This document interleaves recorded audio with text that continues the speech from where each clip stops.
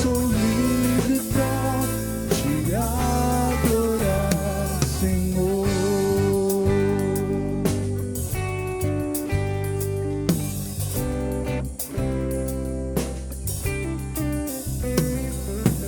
Com louvor te exaltarei, meu Salvador.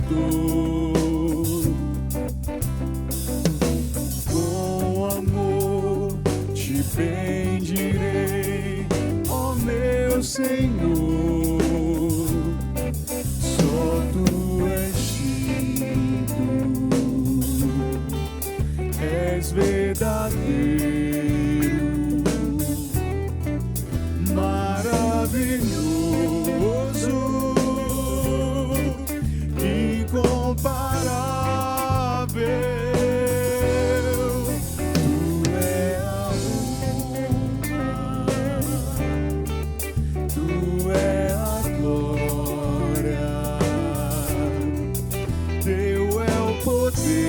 Senhor, pra sempre e sempre,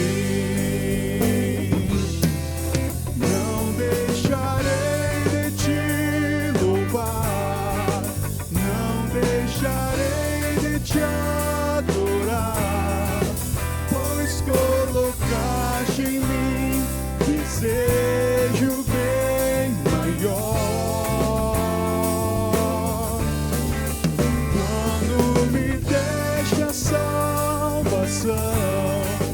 Quando me deste o teu perdão, o teu amor me transformou, o teu poder me restaurou, e hoje sou livre pra te adorar, Senhor. E hoje sou livre pra te adorar, Senhor.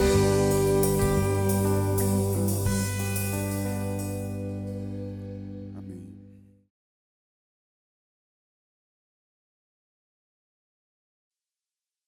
Olá, meus irmãos, tudo bem com vocês? Bem-vindo a mais uma reflexão do culto de oração dos lares. É muito bom estar aqui para juntos refletirmos um pouquinho naquilo que o Senhor tem para nós nesses dias. E hoje nós vamos dar continuidade a mais um capítulo do livro Aprendendo a Amar os Salmos, de Robert Godfrey. E nesse tempo nós vamos concentrar no capítulo 38, que vai nos levar a meditar um pouquinho no Salmo 109. O Salmo 109 é o terceiro hino do livro 5, como nós já vimos na divisão dos salmos. Este é um salmo de lamento, onde o salmista ele eleva a sua oração pedindo ao Senhor livramento dos seus inimigos. No caso, a lamentação do autor vem como um brado de socorro contra os seus inimigos que vinham com toda a força sobre o rei. Enquanto o Salmo 107 é um salmo onde a resposta de oração é ouvida, e o povo vê a libertação antes dos seus inimigos. Vemos isso lá no versos 1 a 3 do Salmo 107, que diz assim: Dêem graças ao Senhor, porque Ele é bom, o seu amor dura para sempre. Assim o digam o que o Senhor resgatou, os que livrou das mãos do adversário e reuniu de outras terras do Oriente e do Ocidente, do Norte e do Sul. Queridos, nesse salmo nós vemos a implicação da restauração do reino, e ela foi completa, com libertação do povo, restauração do templo e do reinado nessa época, né? Mas já no Salmo 108, nós vemos aqui agora a ideia da vitória do rei sobre os seus inimigos. A expectativa do salmista ante a conquista dos seus adversários. Salmo 108, versos 13, está escrito assim: com Deus conquistaremos a vitória, e ele pisará os nossos adversários. Queridos, agora nesse terceiro hino do livro 5, Salmo 109, o salmista ele vai tratar de um assunto que expressa sofrimento. Apesar de vermos a glória do reino de Deus, esse salmo visa a continuidade do rei no plano do Redentor, do nosso Senhor. É interessante que podemos ver citações desse salmo no Novo Testamento, fazendo alusão a diversas vezes para a profecia se cumprindo em Jesus. Por exemplo, Mateus vai lançar mão deste salmo no seu escrito. Mateus 27, 39 remete o texto de Salmo 109, verso 25. Olha a comparação desses salmos. Salmo 109, 25 diz assim: sou motivo de zombaria para os meus acusadores, logo que me veem, maneiam a cabeça. Mateus, capítulo 27, versos 38 e 39, diz assim: 2 ladrões foram crucificados com ele, um à sua direita e outro à sua esquerda. Os que passavam lançavam-lhes insultos, balançando a cabeça. Também João, ao escrever o seu evangelho, ele utiliza do escrito de Salmo 109, no versos 3, fazendo um comparativo com o sofrimento de Cristo. O Salmo 109, 3 diz assim: e eles cercaram com palavras carregadas de ódio, atacaram-me sem motivo.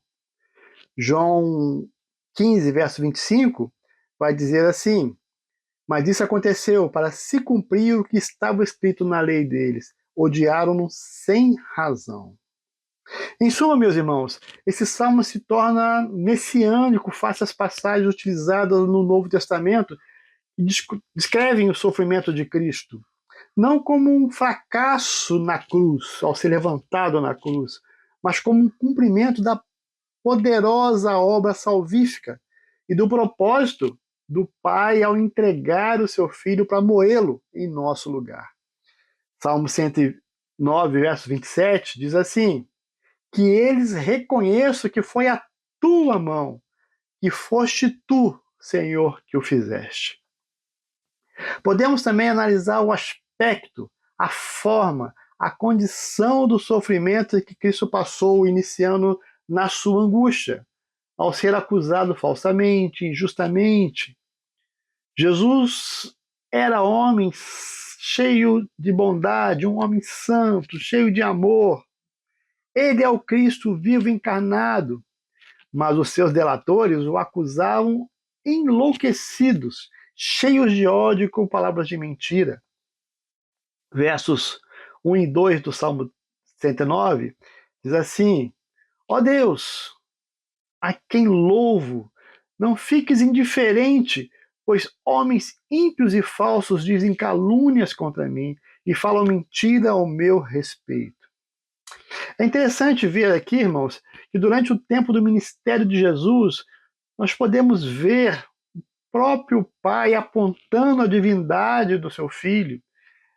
Nós vemos isso no batismo, no Monte da Transfiguração, quando Deus corrobora, afirmando que Cristo é o seu Filho amado, que é quem ele tem prazer. Mas, no Calvário, na cruz, houve silêncio. Jesus estava sozinho.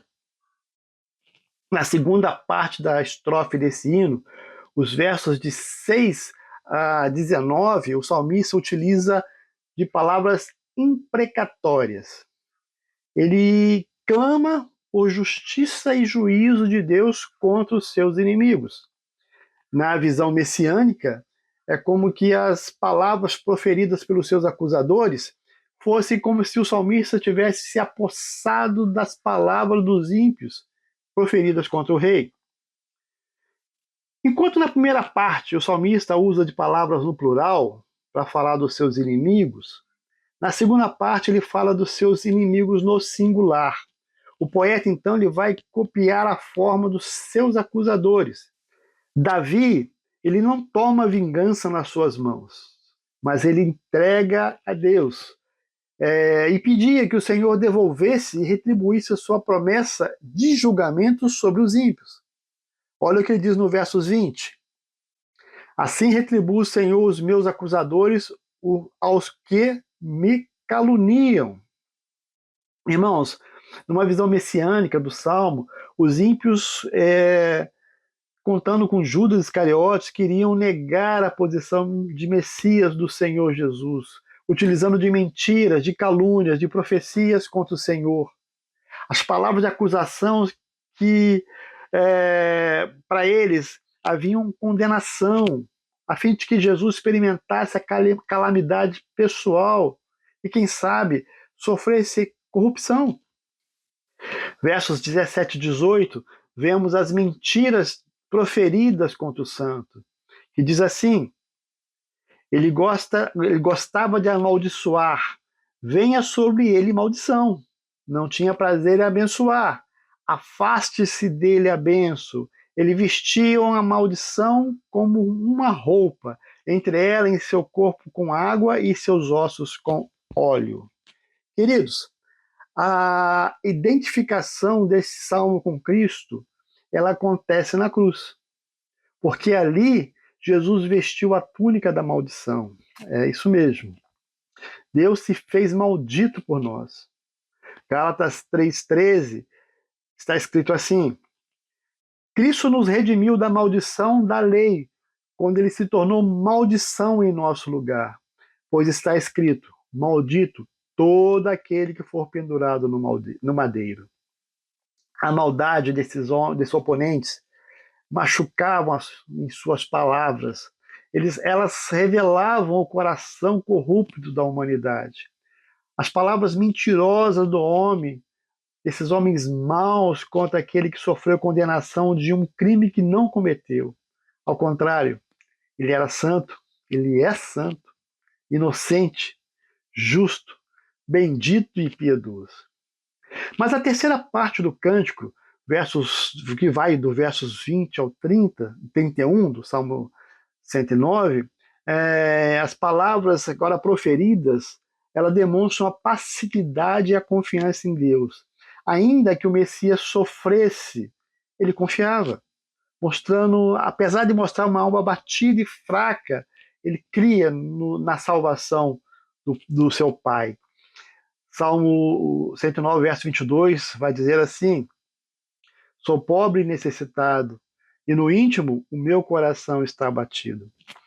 Irmãos, mas ele sabia do leal amor de Deus. Ainda que o sofrimento fosse iminente, ele confiava no Senhor. Verso 26 está escrito assim: socorro, Senhor, meu Deus, salva-me pelo teu amor leal.